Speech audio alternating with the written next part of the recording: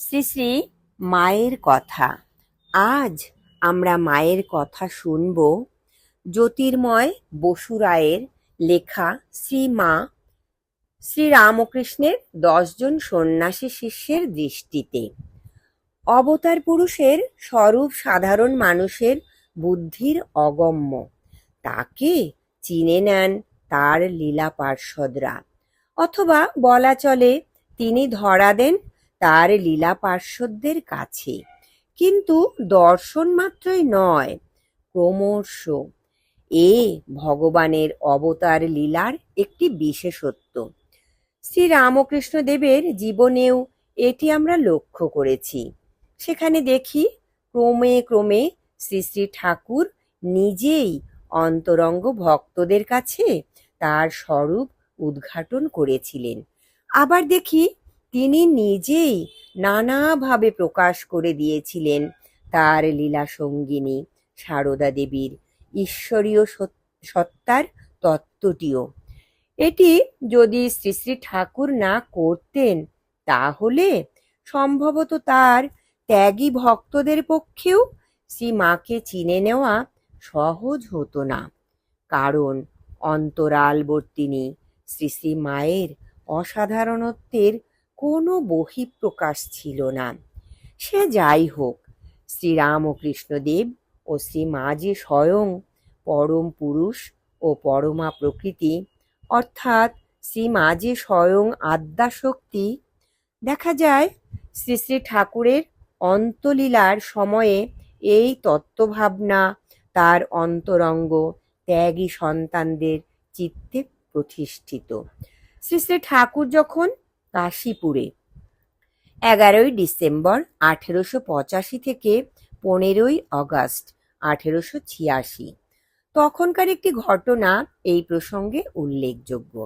সেই সময়ে একদিন শ্রী শ্রী ঠাকুরের নির্দেশে তার কয়েকজন ত্যাগী ভক্ত ভিক্ষায় বার হয়েছিলেন। তাদের মধ্যে ছিলেন শ্রীযুক্ত নরেন্দ্রনাথ, স্বামী বিবেকানন্দ, শ্রীযুক্ত কালীপ্রসাদ, স্বামী অভেদানন্দ ও শ্রীযুক্ত নিরঞ্জন, স্বামী নিরঞ্জনানন্দ। এরা প্রথমেই শ্রী মায়ের নিকটে গিয়ে বলেন, অন্নপূর্ণে সদাপূর্ণে শঙ্কর প্রাণ বল্লভে জ্ঞান বিজ্ঞান সিদ্ধার্থং ভিক্ষাং দেহি মে পার্বতী। হে শঙ্কর প্রিয়া সদাপূর্ণা অন্নপূর্ণা পার্বতী, জ্ঞান ও বিজ্ঞানে সিদ্ধির জন্য আমাকে ভিক্ষা দিন। শ্রী মায়ের কাছে প্রথম ভিক্ষা গ্রহণ করে তারপর চরণ ধুলি মাথায় নিয়ে তারা পথে অগ্রসর হন। তাদের এই আচরণ, বিশেষত কিভাবে তারা শ্রী মায়ের নিকটে প্রার্থনা নিবেদন করেন, সেটি লক্ষ্য করবার বিষয়।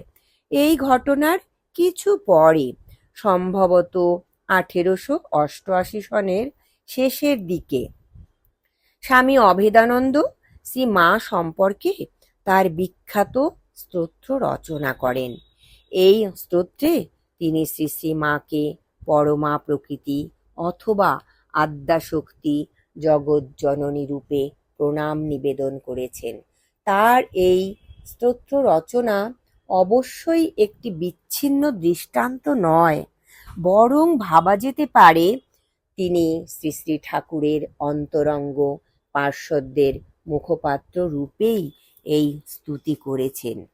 পরবর্তীকালে শ্রী মায়ের দেবীত্ব সম্পর্কে এই বোধ শ্রী শ্রী ঠাকুরের ত্যাগী সন্তানদের নানা উক্তি ও আচরণে একান্ত স্পষ্টভাবেই প্রকাশ পেয়েছে। বর্তমান নিবন্ধের আলোচ্য স্বামী শিবানন্দ, স্বামী অখণ্ডানন্দ, স্বামী বিজ্ঞানানন্দ, স্বামী প্রেমানন্দ, স্বামী অভেদানন্দ, স্বামী রামকৃষ্ণানন্দ, স্বামী শ্রী অদ্বৈতানন্দ, স্বামী তুরীয়ানন্দ, স্বামী নিরঞ্জনানন্দ এবং স্বামী সুবোধানন্দ। শ্রীরামকৃষ্ণ দেবের এই 10 জন ত্যাগী পার্শ্বদের দৃষ্টিতে শ্রী মা, শ্রীরামকৃষ্ণ দেবের এই ত্যাগী পার্শ্বদের জীবনের সব ঘটনা অবশ্য আমাদের জানা নেই। এদের মধ্যে কারো কারো পূর্ণাঙ্গ জীবনচরিত আজও প্রকাশের অপেক্ষায়।